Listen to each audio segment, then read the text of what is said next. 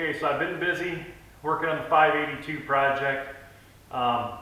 Pretty much got that about as far as I can go right now. I still got some engine work to do on that, but once it goes in for paint, I'm going to start working on some of the other tractors.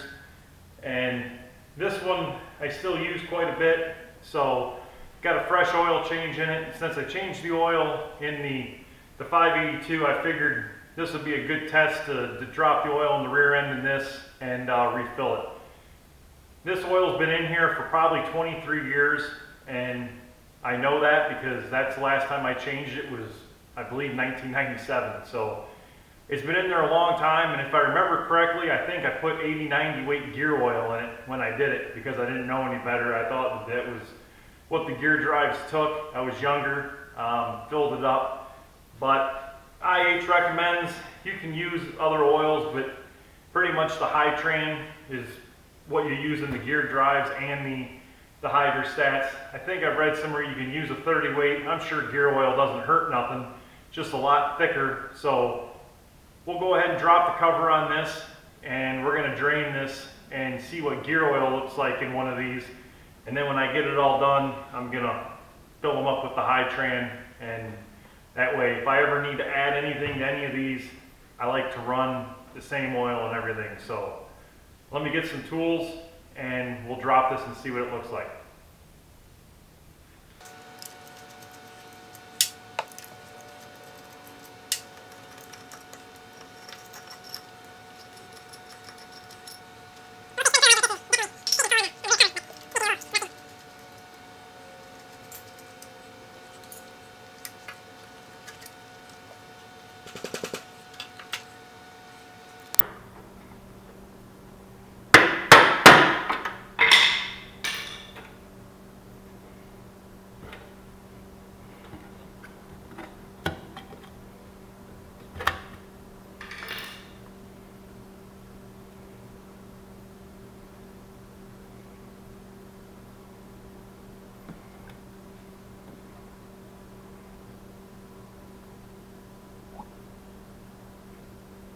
Actually, guys, the gear oil actually looks pretty good for holding up for as old as it is. I didn't think it'd really be that clean, but I can't complain too much about that. See how much sludge and stuff's in the bottom of here when all this drains out.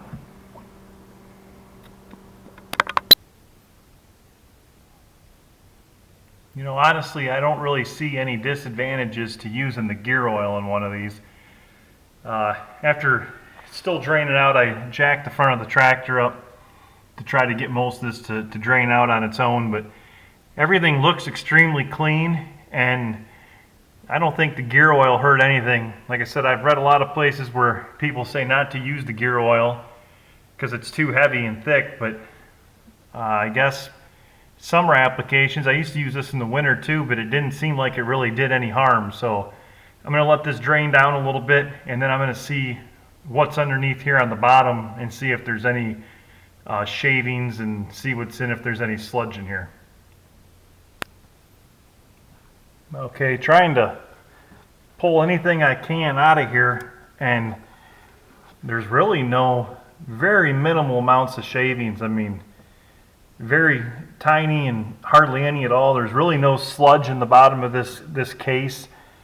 It's just oil still even pretty clean. And one thing I noticed looking in the pan, there's no water condensation, anything like that. Now, needless to say, this mower don't sit outside, but it's been stored in non-heated buildings, I mean, since '97 when this oil went in here. So I don't really have any disadvantages to say about using gear oil in one of these. Like I said, I'm going to put the high tran in there just to keep everything uniform, so I know that if I have to add anything to any of these, I can have it on hand. But so far, I don't have anything negative to say about using the gear oil.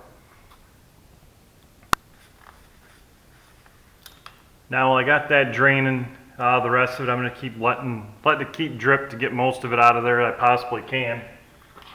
And while that's doing that, I'm going to clean up this rear plate here. The gasket stuck to this instead of the rear housing, so be a little easier to get this off of here.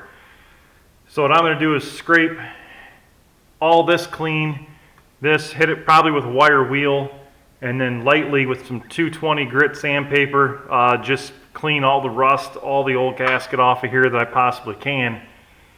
And what I like to use on these, which I know I'm probably some people probably disagree with that, but I use the Permatex gasket maker for differentials, and I've had pretty good luck with this stuff, and I just prefer it over the gaskets for the reason of I've never had anything leak using this where I have with the gaskets, and this stuff can, for hydrostats, I think when I looked it up, it's good up to like 450 degrees. So even for a hydrostat model, you're not going to have to worry about heat or nothing.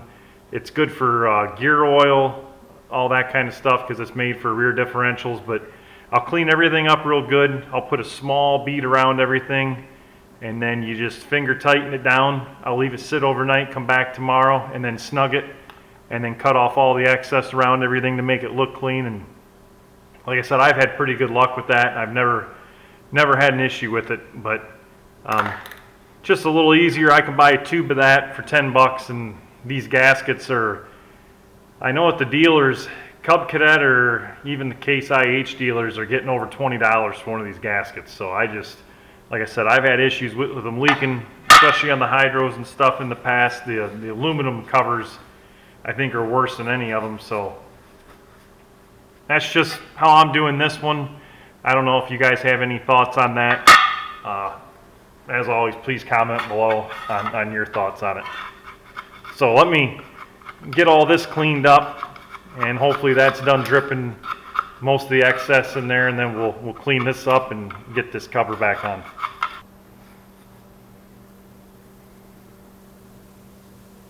Alright, got most of the oil sopped up in there. Everything looks good. I cleaned up everything around here real good. Lightly sanded it with some 220 grit sandpaper, and then just cleaned all the parts good with some brake wash. Make sure there was nothing on there to oil or anything like that would keep it from sticking. And then I'm just going to take some of this gasket maker and just lightly put a small bead all around here, and then we'll put the cover on. Alright, I got just a small bead of this. It doesn't take much around here.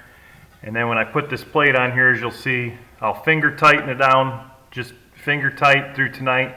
Once it seeps around there good, then tomorrow, about 24 hours, I'll leave it, and then I'll torque them down. You should be good to go. And I just prefer using this stuff. This plate, as you can see, is bent up. It's not real straight, so these plates a lot of times get beat on and smashed up, and I just feel that by using the silicone gasket maker sealants, it just helps do a better seal. And I think it's easier if you ever go to pull the cover off to replace it. I think it scrapes off easier, but that's just how I do it. Let me know comments below what you guys think. I have read some forums where people say it gets in there, and but if a little bit of this ever seeped in there and got in there, it's not going to hurt nothing. And even with a hydro, it's going to suck it up and go in the filter before it hurts anything. So let me throw this plate on, and we'll start tightening them down.